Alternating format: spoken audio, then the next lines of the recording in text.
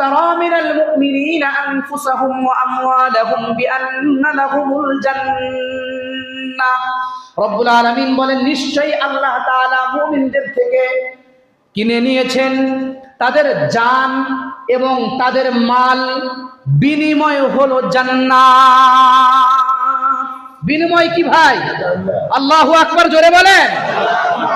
আল্লাহ তাআলা মুমিনদের জান আর মালকে কিনে নিয়েছেন, বিনিময় কি? জোরে বলেন। জান্নাত। বিনিময় জান্নাত। জান ও মাল আল্লাহ তাআলা কিনে নিয়েছেন, বিনিময়ে দিয়েছেন হলো জান্নাত। এই জান ও মাল কিনে নেওয়ার পরে রব্বুল আলামিন বান্দাকে ডাক দিয়ে বললেন, বান্দা শোনো, যখন জান্নাতের বিনিময় তোমার জান আর মাল আমি আল্লাহ তাআলা কিনে নিলাম, এই কিনে নেওয়ার পরেও তোমাকে এই তোমার জান আর মাল আমি আল্লাহ তাআলা নির্ধারিত একটা সময়ের জন্য তোমাকে ভোগের জন্য দিলাম। সুবহানাল্লাহ, জোরে বলেন না কেন?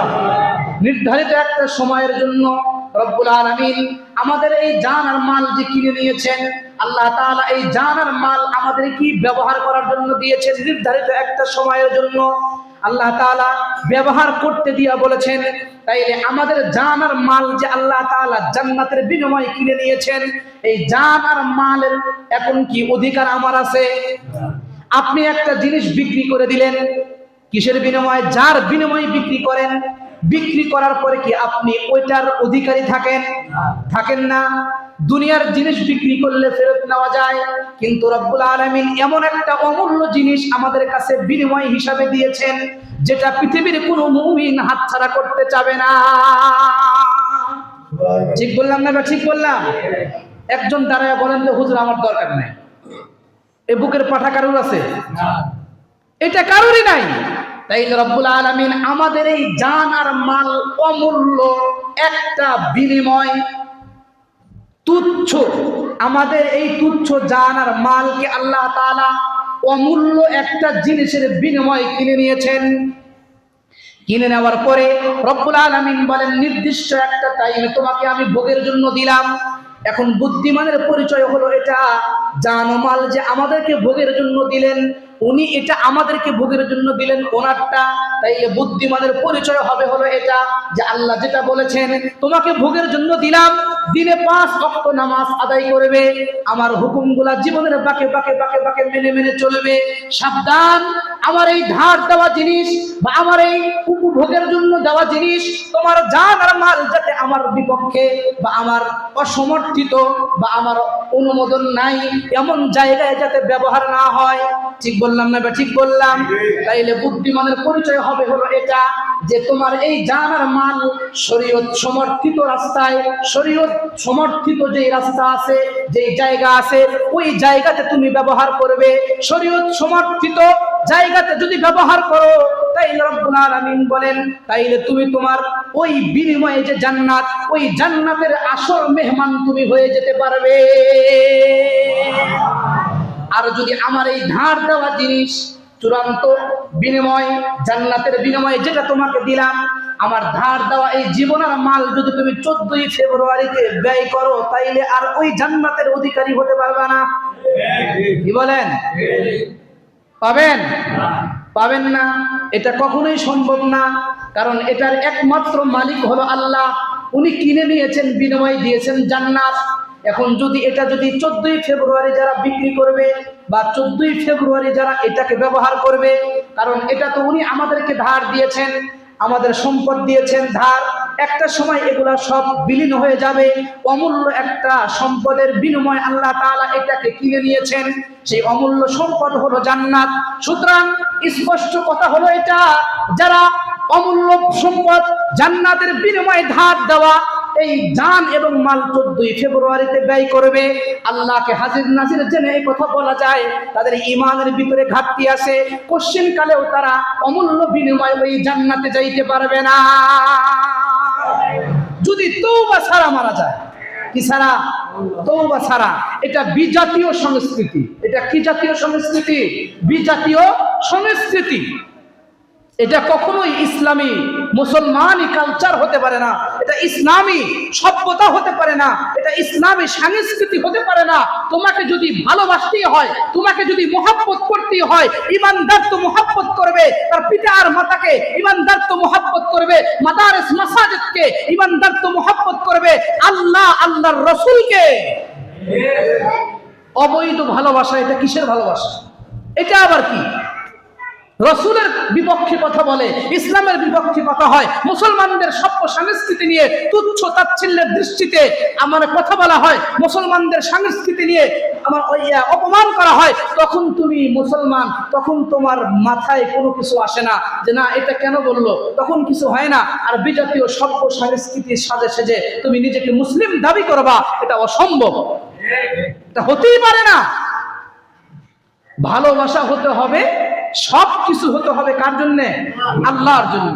এটা কোন ধরনের সংস্কৃতি? এটা কোন ধরনের সংস্কৃতি? সেজন্য যারা অভিভাবক তারা নিজেদের সন্তানদেরকে, নিজেদের অধীনস্থদেরকে আপনারা সচেতন করবেন। রাজি আছেন তো ইনশাআল্লাহ? তাইলে এই জান আর মাল কার দেওয়া? এটা কি আল্লাহ কিনে নিয়েছেন? কিসের বিনিময়? জোরে বলেন না কেন? সবাই বলেন না কেন? কিসের বিনিময়? জান্নাতে যাইতে চান কারা কারা? হাত তোলেন। লিল্লাহি তাকবীর। হাত নামান। জান্নাতে যাইতে চাইলে ওই যে আল্লাহ দিয়েছেন কিছু সময়ের জন্য, ভোগের জন্য, আল্লাহ যে নিজে আবার বললেন যে তোমরা কি করো? দিনে 5 ওয়াক্ত সালাত আদায় করো, জীবনের বাঁকে বাঁকে বাঁকে বাঁকে তোমরা বিধিবিধানগুলোকে মেনে চলো। এতে এইগুলাতে নামাজ, ইবাদত, বন্দেগী, এগুলাতে রাজি আছেন তো ইনশাআল্লাহ? আনুগত্যের নাম হলো দিন। কিসের নাম ভাই? আনুগত্যের নাম হলো দিন। আপনি ইচ্ছা মতো নিজের মতো সবকিছু করবেন, এটা দিন হবে না। এটা কি হবে না? দিন হবে না, এটা ইসলাম হবে না। আনুগত্যের নাম হলো দিন। আজকে গুরুত্বপূর্ণ একটা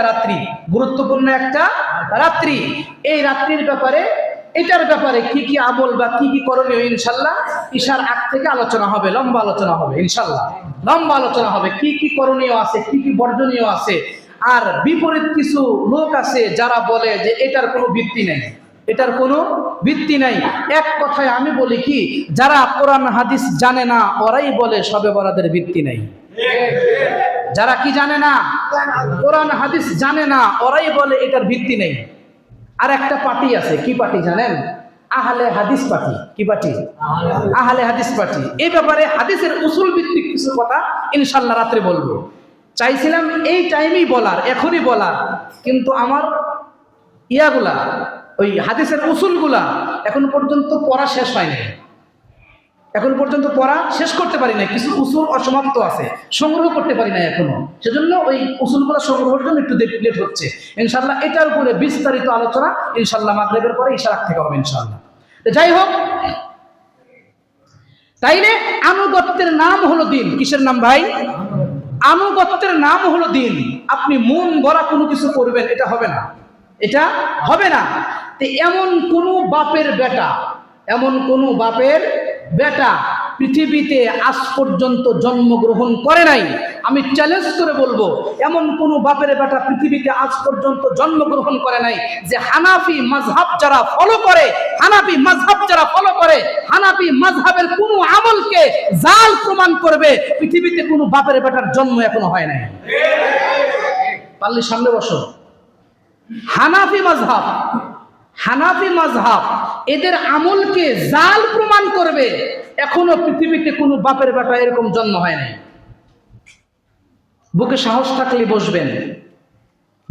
থাকলে বসবেন। আমি না পারলে আমার উস্তাদ আছে,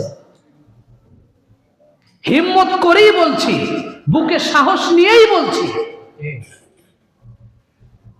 তা আনুগত্যের নাম হলো দিন।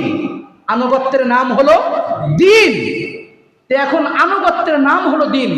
সাহাবায়ে কেরাম, তাবেঈন, তাবেঈ তাবেঈন, এই 3টা যুগ। কয়টা যুগ? 3টা যুগ।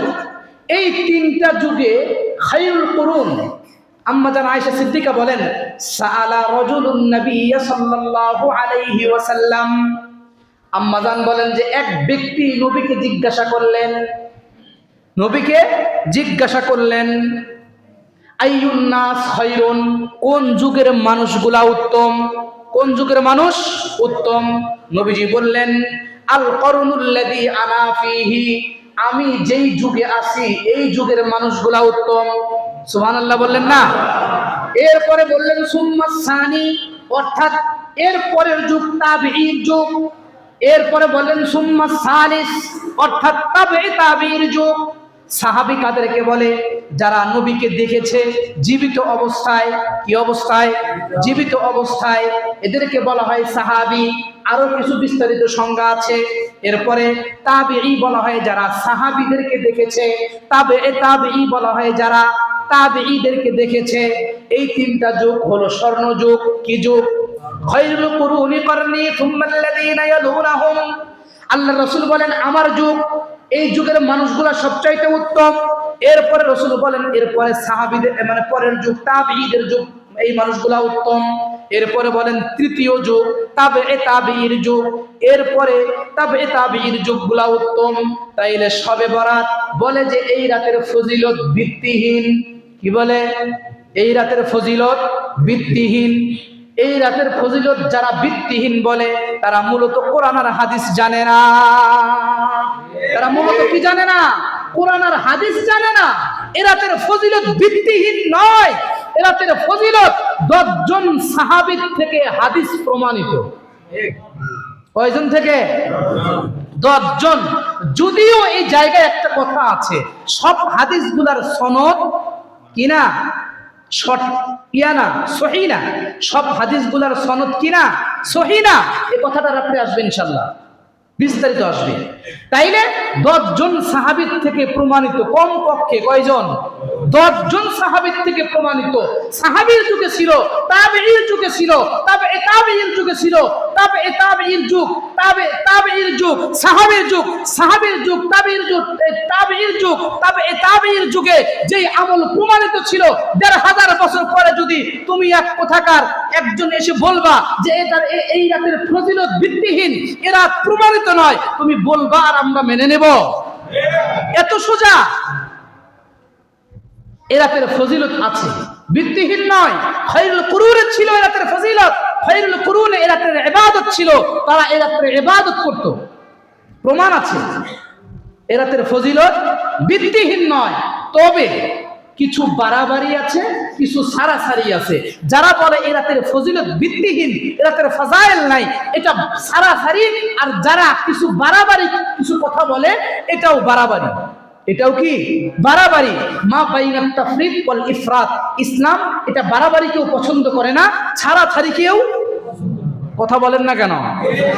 কষ্ট হচ্ছে? ইসলাম বাড়াবাড়ি কেউ পছন্দ করে না, ছাড়াছাড়ি কেউ পছন্দ করে না। মধ্যম পন্থা।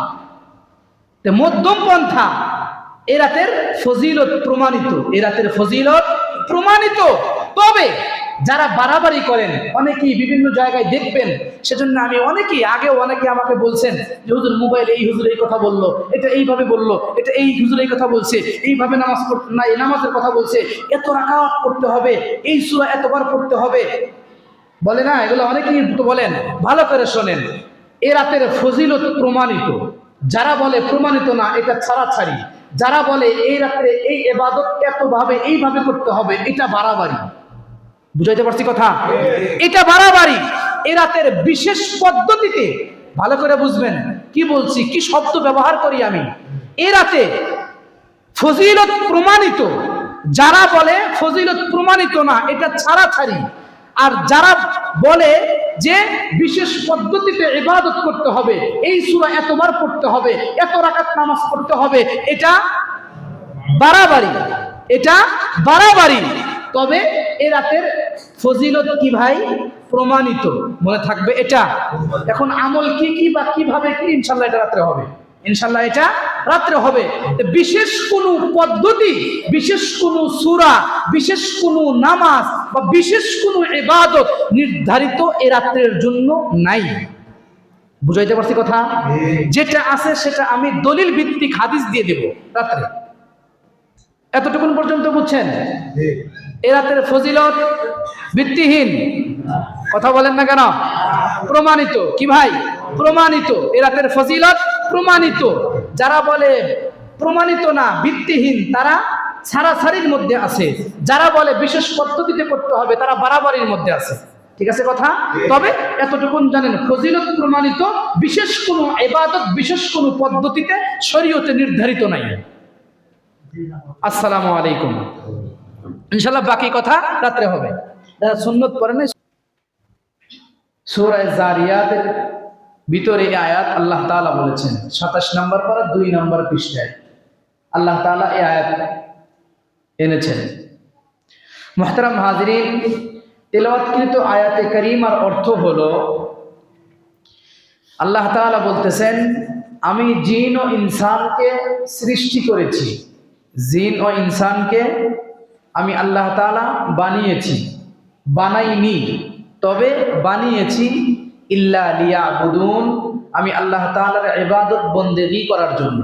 সুবহানাল্লাহ বলেন। এটা সোজা তর্জমা করতে গেলে অর্থ আসে এমন যে মানুষ আর জিন, মানুষ আর জিন এই দুইটা সৃষ্টিকে আল্লাহ তাআলা বানিয়েছেন আল্লাহর ইবাদত বন্দেগীর জন্য।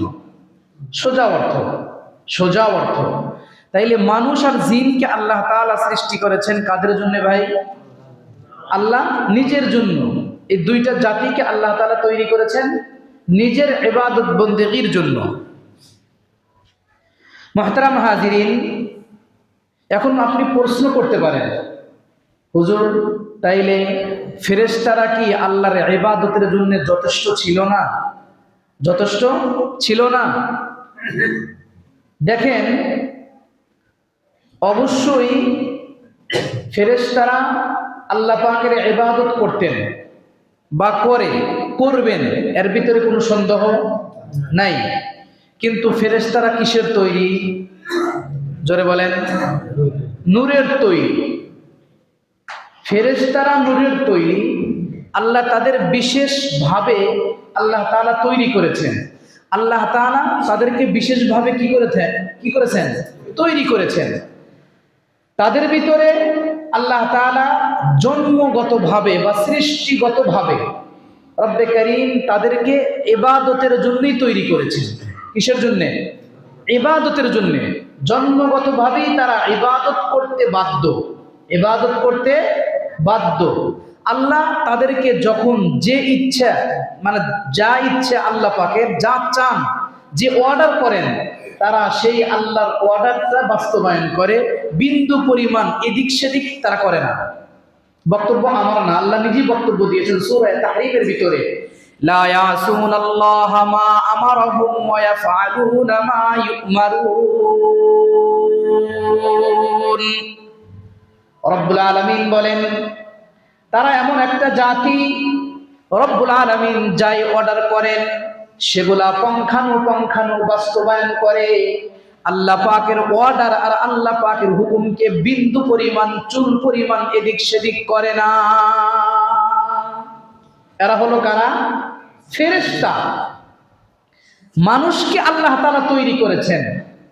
আল্লাহ তাআলা 30 নম্বর পারা ঘোষণা দিয়েছেন, ফাআলহামাহা ফুজুরাহা ওয়া তাকওয়াহা। মানুষকে তৈরি করার পরে রব্বুল আলামিন বলেন, আমি তার ভিতরে ভালো আর মন্দ, গুনাহ করার শক্তি আর ইবাদতের শক্তি, রব্বুল আলামিন বলেন দুইটাই আমি তার ভিতরে দিয়ে দিলাম। কিন্তু ফেরেশতাদের ভিতরে শুধুমাত্র সৃষ্টিগতভাবে ইবাদতের শক্তি আছে, গুনাহ করার কোনো শক্তি নাই। বুঝাইতে পারছি কথা? ফেরেশতাদের ভিতরে ইবাদত করার শক্তি আছে, কিন্তু কোনো গুনাহ করার শক্তি নাই। তারা কোনো গুনাহ করে না, তারা ইচ্ছা করলেও করতে পারবে না, কারণ এই শক্তিটাই তাদের ভিতরে নাই। কিন্তু মানুষের ভিতরে রব্বুল আলামিন বলেন যে গুনাহের শক্তি, অন্যায়, অপরাধ, জিনা, ব্যভিচার, যাবতীয় অপরাধের শক্তি রব্বুল আলামিন বলেন আমি তাদের ভিতরে দিয়েছি। ফাআলহামাহা ফুজুরাহা, খারাপ কাজ বা গুনাহের কাজের কুওয়াত, শক্তি আল্লাহ তাআলা দিয়েছেন। এরপরে আল্লাহ বলেন ওয়া তাকওয়াহা, এবং তাদের ভিতরে ভয় ভীতিও দিয়েছি।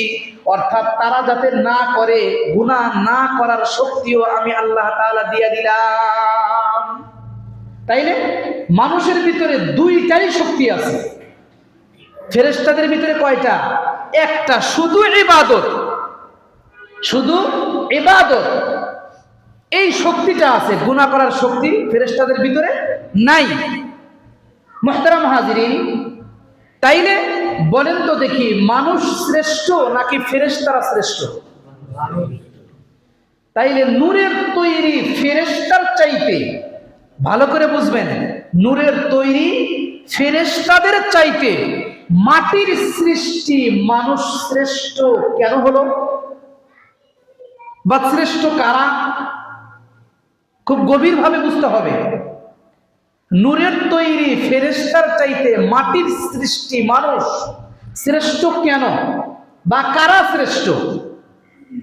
শ্রেষ্ঠ হলো তারা, ভালো করে বুঝবেন, শ্রেষ্ঠ হলো তারা যাদের সামনে গুনাহ করার কুওয়াত আছে, জিনার ভিতরে ইনভলভ হওয়ার, লিপ্ত হওয়ার মতো শক্তি আছে, হারামের ভিতরে লিপ্ত হওয়ার মতো শক্তি আছে, অন্যায় অপরাধের ভিতরে লিপ্ত হওয়ার মতো শক্তি, সমর্থ, কুওয়াত সব কিছু আছে।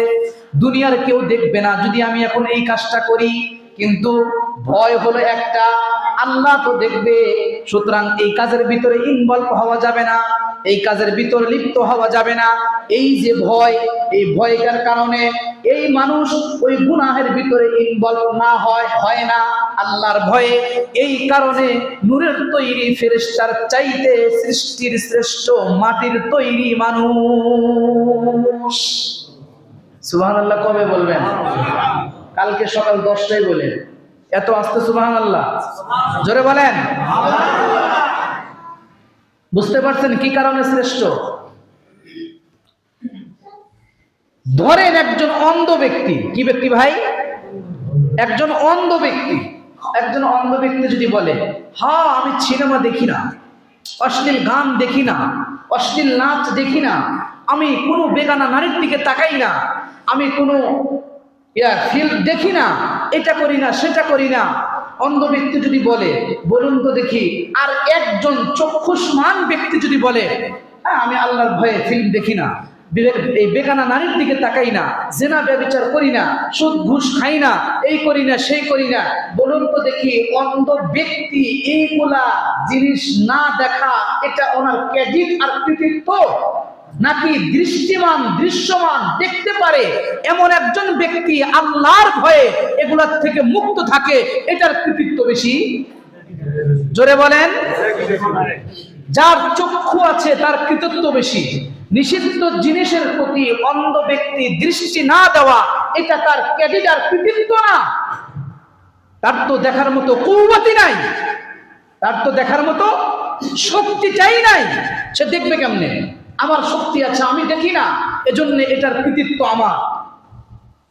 তাইলে ফেরেশতাদের গুনাহের ভিতরে ইনভলভ হওয়ার, লিপ্ত হওয়ার এই যোগ্যতাটাই নাই। মানুষের ভিতরে এই যোগ্যতাটা থাকা সত্ত্বেও যারা গুনাহের ভিতরে লিপ্ত হয় না আল্লাহর ভয়ে, আল্লাহর ভয়ে যারা গুনাহ থেকে বিরত থাকে, এই কারণে এরা নূরের তৈরি ফেরেশতাদের চাইতেও শ্রেষ্ঠ। মুহতারাম হাজিরিন, তাইলে দেখেন মানুষকে আল্লাহ তাআলা তৈরি করেছেন। শ্রেষ্ঠত্বের আরেকটা হলো যে মানুষকে আল্লাহ তাআলা এইভাবে তৈরি করেছেন ইমতিহানের জন্য। কিসের জন্য? পরীক্ষার জন্য। পরীক্ষার জন্য দুইটা চাহিদাই আল্লাহ তাআলা মানুষের ভিতরে দিয়ে দিয়েছেন, দুইটাই, খারাপ ভালো, এই দুইটা দিয়ে আল্লাহ তাআলা আকল নামক, বিবেক নামক একটা আদালত আল্লাহ তাআলা আপনাকে দিয়েছেন।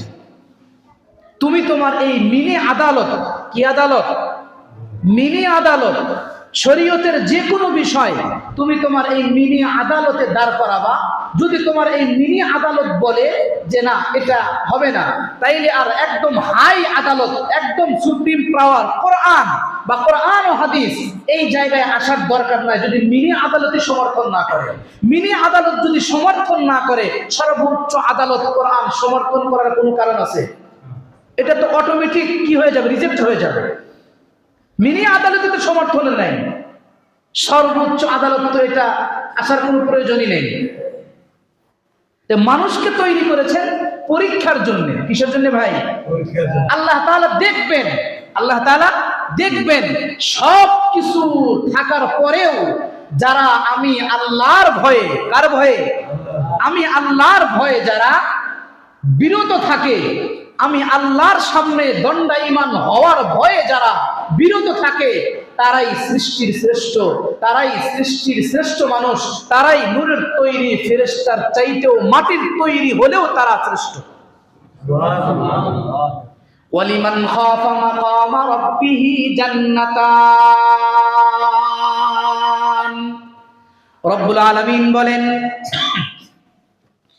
যারা আল্লাহর ভয়ে গুনাহকে ছেড়ে দেয়, যারা আল্লাহর ভয়ে পাপাচার অন্যায় অপরাধ থেকে দূরে থাকে, রব্বুল আলামিন বলেন তাদের জন্য জান্নাত দুইটা। আল্লাহু আকবার বলেন। তাদের জন্য জান্নাত কয়টা? দুইটা জান্নাত। যারা আল্লাহর ভয়ে গুনাহকে ছেড়ে দেয়, তাইলে গুনাহকে ছেড়ে দিয়া ইবাদত বন্দেগীর ভিতরে লিপ্ত হয়, ইবাদত বন্দেগী করে আল্লাহ পাকের রাজি আর খুশি আর সন্তুষ্টি চিত্তে খুলুসিয়াতের জন্য খুলুসিয়াত অর্জন করা, একদম ইখলাসের নিয়তে আল্লাহকে সন্তুষ্টির জন্য ইবাদত করে, সব কিছুকে ছেড়ে দেয় আল্লাহর ভয়ে গুনাহগুলা, তাইলে এই বান্দা এই ইবাদতগুলোর ভিতরে যখন ইবাদত বন্দেগী করে, তখন এই বান্দা যেমনই হোক, যেই জায়গারই হোক, তখন এই বান্দার মর্যাদা আর দাম আল্লাহর কাছে অনেক অনেক বেশি হয়ে যায়, অনেক বেশি হয়।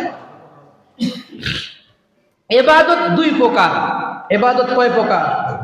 ভালো করে বুঝবেন, কয় প্রকার? দুই প্রকার। ইবাদতে মাকসুদা এক নাম্বার, ইবাদতে মাকসুদা। সহজের জন্য অন্য কয়েকটা শব্দ বলবো, আগে এটা বুঝেন। ইবাদতে মাকসুদা এক নাম্বার। দুই নাম্বার ইবাদতে গায়রে মাকসুদা। কয়টা বলছি? দুইটা। ইবাদতে মাকসুদা, ইবাদতে গায়রে মাকসুদা। এবার সহজে বুঝবার জন্য ধরেন, প্রত্যক্ষ ইবাদত, পরোক্ষ ইবাদত, ডাইরেক্ট ইবাদত আর ইনডাইরেক্ট ইবাদত। বুঝাইতে পারছি কথা? হ্যাঁ, ডাইরেক্ট ইবাদত আর ইনডাইরেক্ট ইবাদত। ডাইরেক্ট ইবাদত ধরেন নামাজ, এটা হলো ইবাদতে মাকসুদা, ইবাদতে মাকসুদা। হজ, ফরজ হলে হজ, যাকাত, রমজানের রোজা, এরপরে জিহাদ, এরপরে আরো বিভিন্ন কিছু আছে, এগুলা হলো ইবাদতে মাকসুদা। ইবাদতে মাকসুদা ডাইরেক্ট ইবাদত, প্রত্যক্ষ ইবাদত, ডাইরেক্ট। এই হলো এক নম্বর ইবাদত। দুই নাম্বার কি বলছি? ইবাদতে গায়রে মাকসুদা, ইনডাইরেক্ট ইবাদত।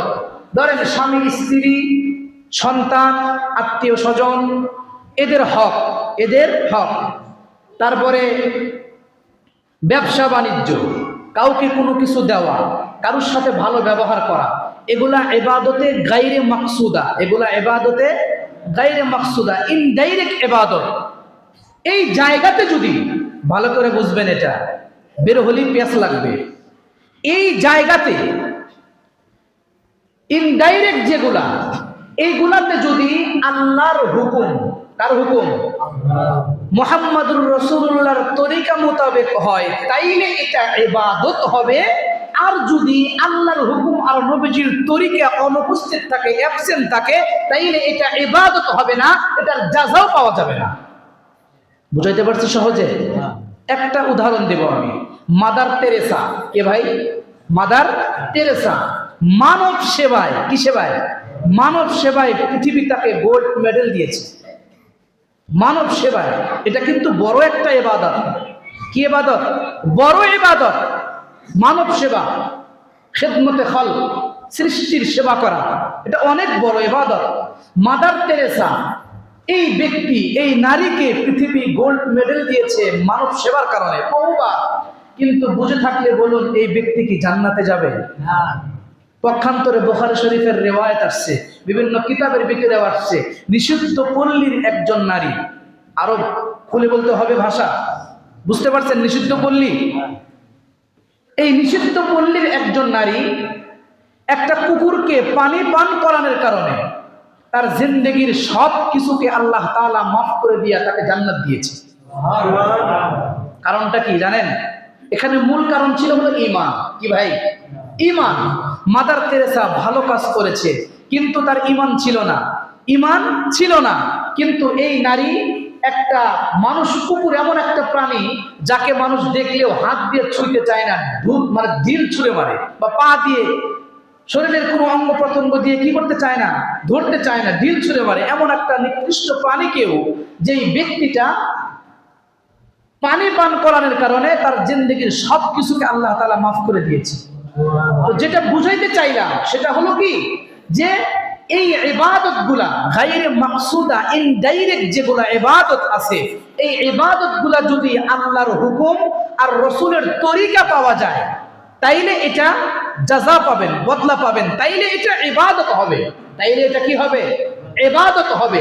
আর যদি এটা রসুলের তরিকা, আল্লাহর হুকুম যদি না পাওয়া যায়, তাইলে এটা ইবাদত হবে না, এটার বদলাও পাওয়া যাবে না। ভালো কাজ হলে কি হবে? ভালো কাজ হলে, মাদার তেরেসা মানব সেবা করেছে, এটা কি ভালো কাজ না? এটা তো ভালো কাজ। তারপরেও প্রতিদান নেই। কি নেই? প্রতিদান নেই, তার প্রতিদান নেই। সেজন্য ইবাদতে মাকসুদা একটা ডাইরেক্ট ইবাদত। নামাজ ডাইরেক্ট ইবাদত কিনা? যাকাত ডাইরেক্ট ইবাদত কিনা? রমজানের রোজা ডাইরেক্ট ইবাদত। এগুলা সব আল্লাহর জন্য, এগুলা ডাইরেক্ট, পুরাটা ডাইরেক্ট। বাকি যেগুলি আছে সেগুলা ইনডাইরেক্ট, সেগুলা ইনডাইরেক্ট। তো ইনডাইরেক্ট যেগুলা, সেগুলা ইবাদতের জন্য কি বললাম মনে থাকবে তো? দুইটা শর্ত। কয়টা? আল্লাহর হুকুম লাগবে, রাসূলুল্লাহর তরিকা লাগবে। ধরেন শুকুর খাওয়া, এই দুইটার একটা যদি অ্যাবসেন্ট থাকে, আল্লাহর হুকুম আছে রাসূলের তরিকা নাই, এটা হবে না। রাসূলের তরিকা আছে আল্লাহর হুকুম নাই, এটাও হবে না। রাসূলের তরিকা আছে আল্লাহর হুকুম নাই, হবে না। গরু খাওয়া জায়েজ না না জায়েজ? জোরে বলেন জায়েজ। কিন্তু খুব সুন্দর করে একটা গরুকে আপনি মনে করেন গোসল টোসল করিয়ে খুব ভালোভাবে সাজিয়ে গুছিয়ে নিয়ে আসছেন, নিয়ে এসে তীর মেরে হত্যা করেছেন বা অন্য কোনোভাবে হত্যা করেছেন, বলুন তো দেখি এটা খাওয়া জায়েজ হবে? হবে না। শুকুর অত্যন্ত ভালোভাবে গোসল টোসল করিয়ে আপনি নিয়ে আসছেন, কাবার ইমামকে দিয়া, বাইতুল্লাহর ইমামকে দিয়া বিসমিল্লাহ আল্লাহু আকবার বলে জবাই করেছেন, খাওয়া বুঝি বৈধ হবে? কেন? আগেরটার ভিতরে আল্লাহর হুকুম ছিল, রাসূলুল্লাহর তরিকা ছিল না। পরেরটার ভিতরে আল্লাহর হুকুম নাই, রাসূলুল্লাহর তরিকা আছে। তাইলে একটা অ্যাবসেন্ট থাকলে হবে? হবে না। তাইলে ইবাদতে গায়রে মাকসুদা, ইনডাইরেক্ট ইবাদত যেগুলি, ওই ইনডাইরেক্ট ইবাদত গুলির ভিতরে যদি আল্লাহর হুকুম থাকে, রাসূলের তরিকা থাকে, তাইলে ওটা নেক আমল হবে, সবগুলাই নেক আমল হবে না। অনেকেই বলে মুসলমান যা কিছু করবে, ইমানদার যা কিছু করবে সবগুলাই ইবাদত বন্দেগী হবে। না, এটা ভুল কথা। আপনি যা করবেন সব ইবাদত বন্দেগী হবে না, এটা কে বলেছে আপনাকে? আপনি যা করছেন সবগুলা ইবাদত বন্দেগী হবে। হ্যাঁ, ডাইরেক্ট যেগুলি আছে সেগুলা বাদ দিয়ে ইনডাইরেক্ট যেগুলি আছে সেগুলা ইবাদত হবে, এই দুইটা শর্তের ভিত্তিতে। বুঝাইতে পারছি কথাটা? এই দুইটা শর্তে যদি না পাওয়া যায়, সেটা ভালো কাজ হলেও ইবাদত হবে না। মুহতারাম হাজিরিন, তাইলে দুই প্রকার ইবাদত। এক ডাক্তার তার মনে করেন ফার্মেসিতে বা তার চেম্বারে রোগীকে চিকিৎসা দেয়। আল্লামা তাকি ওসমানী দামাত বরকাতুহুল আলিয়া ওনার কিতাবের মধ্যে লিখছেন ইসলাম और हमारा जिंदगी, এই কিতাবের মধ্যে লিখছেন ইসলাম ও আমাদের জীবন, এই কিতাবের মধ্যে লিখছেন 11 নম্বর খণ্ডে আসছে। তো উনি বলেন যে ওই ডাক্তার ওই চেম্বারে সারাদিন রোগীদেরকে সেবা দেয়, মানব সেবা দেয়। সেবা করতে করতে করতে করতে করতে করতে করতে করতে তার নামাজগুলা টাইম টু টাইম হয় না, নামাজ টাইম টু টাইম হয় না। নামাজ সবগুলাই এসে বাসায় পড়ে রাত্রে একা, সবগুলাই এসে রাত্রে বাসায় আদায় করে না একসাথে। তো ওনার স্ত্রী ওনাকে বললেন যে আপনি তো পারেন মানে রুগী দেখার ফাঁকে ফাঁকে নামাজটা আদায় করা। পরে ডাক্তার উত্তর দেয় যে আমি মনে করি যে নামাজটা আমার ব্যক্তিগত, আর রুগী দেখা এটা মানুষের হক। এটা মানুষের হক। সেজন্য আমার যেহেতু ব্যক্তিগত জিনিস বিষয় এটা, এজন্য আমি এটাকে একটু লেটে করি, সবগুলাই একসাথে করি। আর বাকি যেগুলা ওটা যেহেতু মানুষের হক, এজন্য ওই হকটা আগে দেওয়ার চেষ্টা করি। আল্লামা তাকি ওসমানী বলেন, আমাকে প্রশ্ন করলেন আমি কি উত্তর দিব। তাকি ওসমানী তখন উত্তর দিয়েছেন হলো এটা, যে এই ডাক্তার জ্ঞানী হলে কি হবে, শিক্ষিত হলে কি হবে, হ্যাঁ, লেখাপড়া থাকলে কি হবে, কিন্তু ইসলামের লেখাপড়ার দিক দিয়ে কমতি আছে। কি আছে ভাই? কমতি আছে। কারণ নামাজ এটা ইবাদতে মাকসুদা, কিছুক্ষণ আগে যে ডাইরেক্ট ইবাদত, এটা কার হক? ডাইরেক্ট ইবাদত এটা। আর খেদমতে খলক, সৃষ্টির সেবা করা, এটা ইবাদতে গায়রে মাকসুদা, ইনডাইরেক্ট ইবাদত। এটা কোন কি ইনডাইরেক্ট ইবাদত। এই জন্য তাকি ওসমানী বলেন যে উত্তর প্রদান করা হলো যে নামাজ টাইম টু টাইম হবে, এটা যেহেতু ইবাদতে মাকসুদা, ডাইরেক্ট ইবাদত, সুতরাং এটা দেরিতে আদায় করার কোনো অবকাশ নাই। ইনডাইরেক্ট ইবাদতকে করার জন্য ডাইরেক্ট ইবাদতকে আপনি দেরি করবেন, এটার অবকাশ নাই। আল্লাহ কোরআনেও বলে দিয়েছেন, ইন্নাস সালাতা কানাত আলাল মুমিনিনা কিতাবাম মাওকুতা। রব্বুল আলামিন জানায় দিলেন, তোমরা নামাজ আদায় করো নামাজের নির্ধারিত সময়ে। নামাজ আদায় করতে হবে নামাজের নির্ধারিত সময়ে। আপনি 12টা 1টা পর্যন্ত বিভিন্ন জায়গায় ঘুরবেন, আপনি সকাল 10টায় উঠে ফজরের নামাজ আপনি আপনার মতো পড়বেন না। ইসলাম আপনাকে এই সুযোগ দেয় নাই। ইসলাম আপনাকে এই সুযোগ দেয় নাই। ইন্নাস সালাতা কানাত আলাল মুমিনিনা কিতাবাম মাওকুতা। যারা ইমানদার দাবি করে তারা যাতে যথা টাইমে যথা নিয়মে নামাজ আদায় করে, এটা আল্লাহ পাকের বক্তব্য। নামাজের জন্য একটু এদিক সেদিক মানে করা এটা অনুচিত, এটা ঠিক না, এটা শরীয়তে জায়েজ নাই। নির্ধারিত টাইমেই আপনাকে নামাজ আদায় করতে হবে। নামাজ এত গুরুত্বপূর্ণ একটা বিধান, যদি যুদ্ধের ময়দানেও থাকে, ইসলামী শরীয়ত সেই জায়গাতেও নামাজ নষ্ট করার বিধান নাই। সেই জায়গাতেও নামাজ ভিন্ন একটা ধরনের আদায়ের কাইফিয়ত বলা হয়েছে ইসলামী ফিকার কিতাবে। সুতরাং নামাজ এদিক সেদিক করবেন এটার সুযোগ নাই। সেজন্য ইবাদত এটা হতে হবে একমাত্র আল্লাহকে সন্তুষ্টির জন্য, আল্লাহর রসুলের তরিকা অনুযায়ী। যদি আল্লাহর হুকুম আল্লাহর রসুলের তরিকা অনুযায়ী যদি না হয়, আপনি যতই করেন এটার প্রতিদান আর বদলা আর জাযা পাওয়া খুবই কষ্টসাধ্য ব্যাপার, খুবই কষ্টসাধ্য ব্যাপার। যদি এটা আপনার আসল পদ্ধতিতে না হয়, যদি এটা আসল পদ্ধতিতে না হয়।